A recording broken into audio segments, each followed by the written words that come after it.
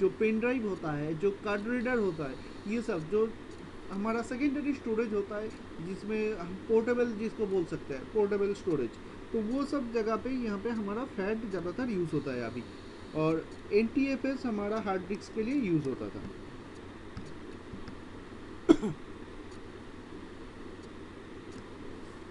तो यही है हमारा फैट का। अभी हमारा फैट XP 7, 10 सब जगह पे यूज़ होता है, और फैट मतलब यूज़ कर सकते हैं आप।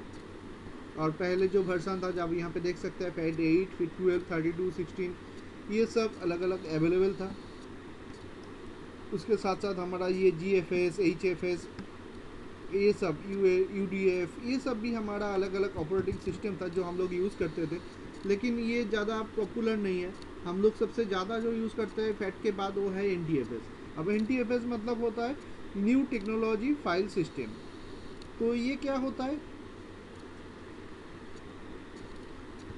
इसके जो NT होता है, NT फाइल सिस्टम, इसको हम लोग नॉर्मली NTFS को शॉर्ट में NT फाइल सिस्टम भी बोल सकते हैं, जो store and retrieve on Windows. देखिए क्या लिखा हुआ है, दो file NTFS which stand for NT file system and stores and retrieves files on Windows NT operating system, जो Windows NT के लिए फर्स्ट बनाया गया था, मतलब उस टाइम में लॉन्च हुआ था।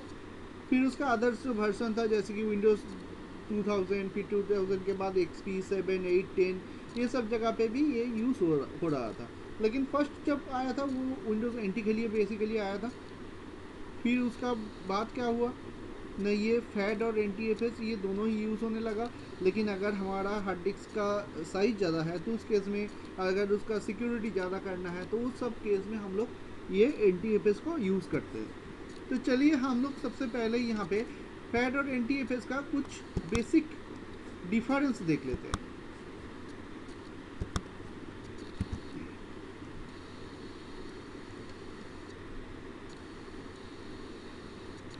फर्स्ट जो डिफरेंस है वो है हमारा उसका फुल फॉर्म। तो फैट का फुल फॉर्म आता है 32 बिट एलोकेशन टेबल, जिसका फुल फॉर्म है फाइल एलोकेशन टेबल। और ये फैट 32 ही अभी यूज़ होता है, तो ये 32 बिट के ऊपर काम करता है, इसीलिए इसका नाम हो गया 32 bit file allocation table, fat 32। और NTFS का अगर फुल फॉर्म हम लोग देखेंगे तो वो हो जाएगा न्यू टेक्नोलॉजी फाइल सिस्टम। तो ये है दोनों का फुल फॉर्म।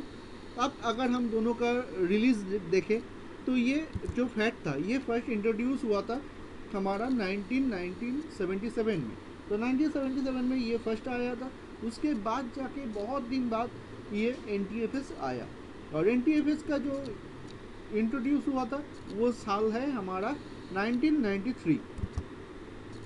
तो मतलब ये बहुत पुराना है, दोनों ही बहुत पुराना है। सबसे पहले फैट आया, फिर उसके बाद आया ये NTFS। और दोनों में अगर डिफरेंस के केस में देखा जाए तो ये जो फैट था उसके अंदर सिक्योरिटी, जो इनबिल्ट सिक्योरिटी है वो, और रिकवर करने का जो चांस होता है ये दोनों बहुत ज़्यादा कम होता है। और file compression is not possible, मतलब इसके अंदर हम लोग फाइल को कंप्रेस नहीं कर सकते जितना हम लोग NTFS में कर सकते हैं। और NTFS के अंदर ये built in recoverability, encryption and compression, ये तीनों चीज़ यहाँ पे अवेलेबल है। क्योंकि ये जब फैट आया था तब उस टाइम में हमारा ये फाइल कंप्रेशन या बाकी का जो चीज़ होता था वो सब चीज़ यहाँ पे नहीं था। तो ये सब बाद में आया, तो इसीलिए ये हम लोग अभी देख सकते हैं। तो हम लोग यहाँ पे फाइल को रिकवर करने का जो चांस होता है, जैसे कि कोई फाइल हमारा मान लीजिए डिलीट हो जाता है तो उसके बाद हम लोग क्या करते हैं ना, हम उसको रिकवर करते हैं। तो ये रिकवर का जो चांस होता है तो वो थोड़ा सा ज़्यादा होता है। जैसे कि हम लोग जब पेन ड्राइव वगैरह में अगर हम लोग फॉर्मेट करते हैं तो उसको रिकवर करते हैं, या डेटा जो मेमोरी होता है, पेन ड्राइव हो या फिर कार्ड रीडर हो, मेमोरी कार्ड जिसको हम लोग नॉर्मली बोलते हैं, तो ये सब को रिकवर करने का चांस थोड़ा सा कम रहता है। लेकिन अगर हम हार्ड डिस्क को रिकवर करने का चांस देखें, हार्ड डिस्क को रिकवर करते हैं तो उसमें हमारा रिकवर होने का जो चांस रहता है वो बहुत ज़्यादा होता है। और फैट में अगर कोई ड्राइव को हम फॉर्मेट करके रखते हैं तो उसका जो फाइल रहता है उसको कंप्रेस ज़्यादा नहीं कर सकते। मतलब कंप्रेस अगर मान लीजिए अभी, पहले तो नहीं होता था लेकिन अभी 32 बिट का जो फैट है उसमें हो जाता है, लेकिन कंप्रेस करेंगे तो वो ज़्यादा फाइल को छोटा नहीं कर सकता। लेकिन हमारा NTFS में तो मतलब फाइल को रिकवर करने का जो चांस होता है, जैसे कि हम लोग पेन ड्राइव को फॉर्मेट करते हैं और फिर उसको रिकवर करते हैं, तो वो ज़्यादा रिकवर होने का चांस नहीं रहता, थोड़ा सा कम रहता है।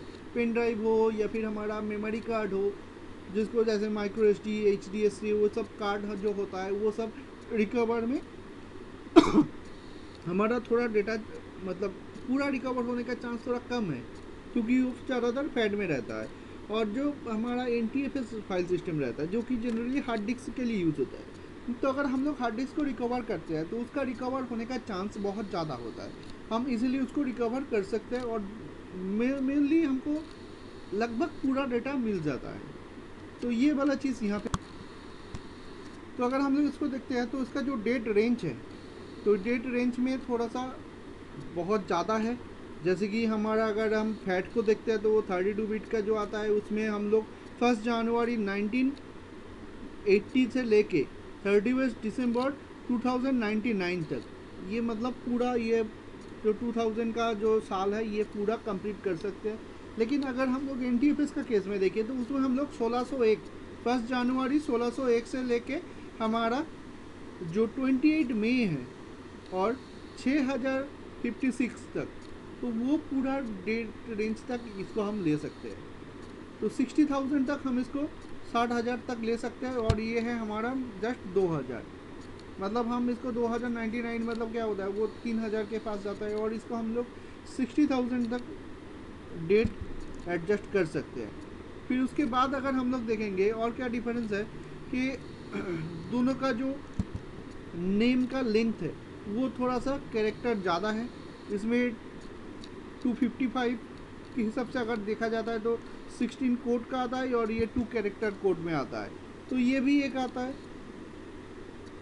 और ये जो फैड आता है इसमें हमारा transparent compression and transparent encryption जो होता है, मतलब कंप्रेस करने का चांस और एनक्रिप्ट मतलब उसको ब्लॉक करने का जो चांस होता है वो कम रहता है, और वो सपोर्ट नहीं करता ज़्यादातर। तो हम लोग अगर NTFS का केस में देखेंगे तो उसके अंदर डेटा ट्रांसमिशन, ट्रांसपेरेंट कंप्रेशन और एन्क्रिप्शन, ये दोनों ही यहाँ पे अवेलेबल है, मतलब हम लोग इजीली इसको कर सकते हैं। और जो माइक्रोसॉफ्ट का है, ये जो फैड है ये माइक्रोसॉफ्ट का है, तो पहले मैंने इसको बताया था, लेकिन इसके साथ सिर्फ माइक्रोसॉफ्ट नहीं था, माइक्रोसॉफ्ट के साथ कैल्डेरा नाम का एक कंपनी था, वो दोनों मिलके इसको बनाया था फैड। और अगर हम लोग NTFS का बात देखेंगे तो NTFS पर्टिकुलरली ही हमारा विंडोज़ के लिए बनाया गया है, तो ये माइक्रोसॉफ्ट विंडोज़ का ओनर है, तो माइक्रोसॉफ्ट ने ही इसको बनाया है, तो ये सिर्फ माइक्रोसॉफ्ट ने बनाया है। और इस जब फैड बनाया था तो माइक्रोसॉफ्ट के साथ था कैल्डेरा, तो ये था दोनों का कुछ डिफरेंस। और अगर हम लोग सिमिलरिटीज़ देखेंगे तो दोनों में ही हमारा रीड ऑनली, हिडन सिस्टम और वॉल्यूम, डायरेक्टरी, अचीव, ये सब कुछ यहाँ पे अवेलेबल है। तो ये था कुछ ये। और एक बात है, जैसे कि हम लोग जब कोई कंप्यूटर में कोई ड्राइव को फॉर्मेट करते हैं, तो मैं यहाँ पे आपको थोड़ा सा दिखा देता हूँ। जैसे कि मैंने आपको बताया था कि ये मेरा जो हार्ड डिस्क है ये सब हमारा NTFS में है। अभी मैं यहाँ पे एक पेन ड्राइव कनेक्ट करता हूँ, देखिए यहाँ पे ये पेन ड्राइव अभी शो कर जाएगा, तो ये आ गया मेरा पेन ड्राइव। तो ये 14.4 GB दिखा रहा है, मतलब ये 16 GB का है, तो ये 16 GB का पेन ड्राइव है। और अगर हम लोग इसका प्रॉपर्टीज में जाके हम लोग इसका साइज को देख सकते हैं, तो इसका साइज कितना है,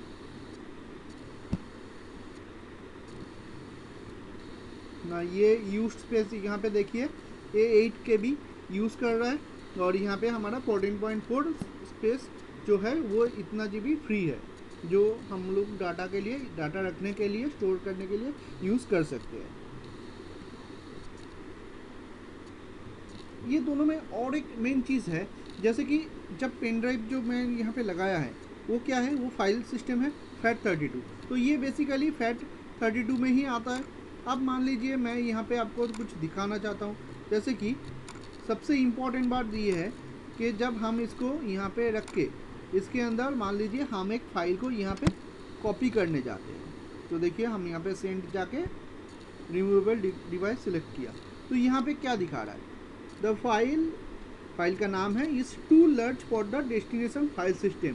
फाइल का साइज क्या है 4.23।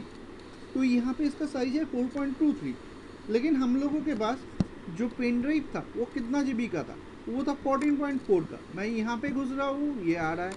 अगर मान लीजिए मैं यहाँ पे कुछ और फाइल उसके अंदर डालता हूँ, मैं यहाँ पे आपको दिखा देता हूँ, जैसे कि ये तो नहीं जा रहा है, ये वाला एक फाइल है, इसका साइज देखिए 1.4 GB है, 40।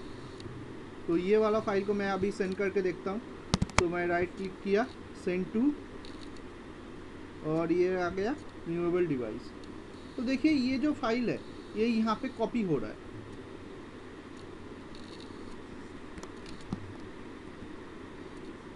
मैं इसके अंदर घुस के एक बार दिखाता हूँ।